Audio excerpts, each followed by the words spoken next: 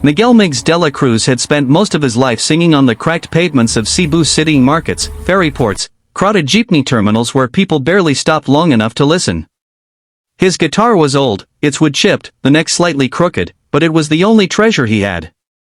Every peso he earned went straight to his younger sister's school fees and his mother's medicine. When a distant cousin sent him a video audition link for Ireland's Got Talent, he laughed at first. How could someone with no money, no proper shoes, and no professional training stand on the world's stage? But something inside him, a tiny spark that refused to die, whispered that maybe, just maybe, dreams were meant for people like him too. So now, after a long flight paid for by neighbors who collected coins and small bills to help him, Miggs found himself standing backstage at the biggest show of his life. The cold Irish air was nothing like the humid warmth of Cebu, and his hands shook, not because of the temperature, but because he could hardly believe he had made it this far. The stage crew rushed around adjusting lights and microphones. Other contestants stood nearby in glamorous costumes, but Miggs in his faded brown jacket and patched jeans looked like he had stepped out of a completely different world. He gently wiped his guitar with a cloth, as if preparing an old friend for battle. The scratches on its surface told stories of nights singing beside Carbon Market, days performing for tourists along Colon Street, and evenings when he played love songs in exchange for leftover food from vendors. He whispered a quiet prayer in Cebuano, asking for strength, not for fame. He wanted only to give the audience a piece of the heart that Cebu City had shaped inside him. When his name was called, his breath caught. He walked toward the stage entrance, the bright lights making his eyes water before he even stepped out. As he entered, the crowd quieted, unsure what to expect from this thin Filipino man holding a beat-up guitar. The judges stared, some curious, some doubtful, one already judging him by his appearance.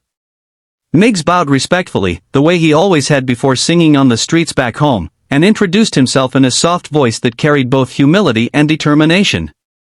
I am Miguel de la Cruz, from Cebu City, Philippines. A few people in the audience murmured, some leaned forward. The judges exchanged subtle looks, as if silently asking each other whether this simple man could truly deliver something meaningful on such a grand stage. Miggs took one deep breath, placed his fingers gently on the strings, and prepared to show them that greatness can rise from the poorest corners of Cebu, and that even a battered guitar can carry the sound of a dream worth listening to. The moment Miggs strummed the first chord, something unexplainable shifted in the room. The lights felt warmer, the air thickened with silence, and every whisper in the audience disappeared as if the entire theater collectively held its breath. His voice entered gently, soft, trembling, almost shy, yet carrying a rawness that instantly pierced through the noise of judgment and expectation. It wasn't the polished tone of a professional singer who trained for years, it was the voice of someone who had lived every word he was singing. Each note carried memories of lonely Cebu nights, of singing under flickering street lamps, of holding on to hope even when life felt impossibly heavy. The camera panned across the judges' faces. The first judge, known for harsh critiques, froze mid-blink. His eyebrows slowly rose as if he could not believe what he was hearing. The second judge pressed her hand to her chest, her lips parted slightly, eyes glistening with shock and admiration. The third judge leaned forward until his elbows touched the desk, studying Miggs like he was witnessing something rare, something bigger than a talent show performance.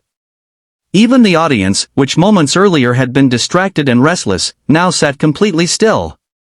Phones lowered. Conversations halted. Every eye locked onto the poor young man from Cebu City who suddenly owned the entire room. Miggs continued singing, and with each line his confidence grew. The tremble in his voice evolved into strength, rising effortlessly with the emotion of the song. When he closed his eyes during the high notes, he wasn't imagining fame, he was imagining his mother in their tiny Cebu home, listening to him sing with pride. He pictured his sister's smile, the nights he carried his guitar through rainstorms, and the many moments he almost gave up. All of that pain, hope, and love poured out of him in a way no training could imitate. Halfway through the performance, a soft gasp rippled across the audience. Miggs had hit a note so clean, so heartbreakingly pure, that even the coldest souls in the room felt it. The strictest judge blinked repeatedly, trying to stop tears that still found their way down his cheek. The female judge smiled through her trembling lips, shaking her head in disbelief. Audience members stood without realizing it, drawn upward by the intensity of his voice. Some covered their mouths, overwhelmed. As the song approached its climax, Miggs poured every remaining ounce of emotion into his final notes. His voice soared, cracked with honesty, then steadied again like a man fighting his entire past in one breath. By the time the last chord faded, the crowd was already rising to its feet. Not a single person remained seated. The applause burst through the theater like thunder. People shouted his name. Some cried openly. And Miggs, standing under the glaring stage lights, finally opened his eyes to realize that for the first time in his life, the world was truly listening. When the final note left Miggs' mouth, the entire theater seemed suspended in time. He kept his eyes closed for a heartbeat longer, afraid to face the world, afraid that the silence might mean he had failed. But when he slowly opened them, he saw something he never expected in his wildest dreams. Every single judge was on their feet. The audience was roaring, clapping, shouting, crying. Some people had tears streaming down their faces, others reached out their hands toward him as if trying to touch the emotion he had unleashed. Miggs felt his chest tighten, not with fear, but with the overwhelming realization that he had just lived a moment that would stay with him forever. The strict judge, the one every contestant feared, was wiping tears openly. He tried to speak but his voice cracked, so he simply placed both hands on the desk and breathed deeply, staring at Miggs like he was looking at something sacred. The female judge couldn't stop shaking her head. My God," she whispered, trying to gather her thoughts, mascara running down her cheeks. The third judge had both hands on his heart, his lips trembling as if he couldn't believe he had just witnessed something so pure, so human, so unforgettable. Before any of them could say a word, the strict judge suddenly leaned forward and slammed his palm onto the golden buzzer. The sound echoed like thunder. It wasn't a gentle press, he hit it with the force of someone overwhelmed, someone unable to hold back the emotional explosion inside him. Golden confetti burst from the ceiling instantly, raining down in a glittering storm. The entire theater erupted into a chaotic, joyful scream.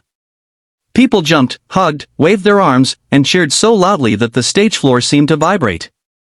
Miggs looked up in disbelief as the gold pieces spiraled around him. He dropped to his knees, clutching his guitar against his chest as tears spilled freely down his face. Every memory of struggle came rushing at him, nights without food, days when people ignored him on the streets, moments when he doubted his worth. Now the world was cheering for him. Now strangers were crying because of his voice. Now the judges were looking at him like he was a miracle. The host rushed onto the stage and wrapped him in a tight embrace. "You did it, Miggs! You did it," he shouted over the deafening noise. The female judge ran up next, kneeling beside him, touching his shoulder with both hands. "You didn't just sing," she whispered through her tears. "You healed something inside all of us." The strict judge joined them too, pulling Miggs into a trembling hug. This is why we have the show," he said, voice shaking. "You reminded us of soul." The audience chanted Cebu. Cebu. Cebu, while the golden confetti continued to fall like blessings sent from above. Miggs stood finally, lifting his guitar, his face soaked with tears and confetti. For the first time in his life, he wasn't just a street singer. He was a phenomenon. And as the world watched, the internet prepared to explode with the performance that turned a poor Cebu boy into an unforgettable legend.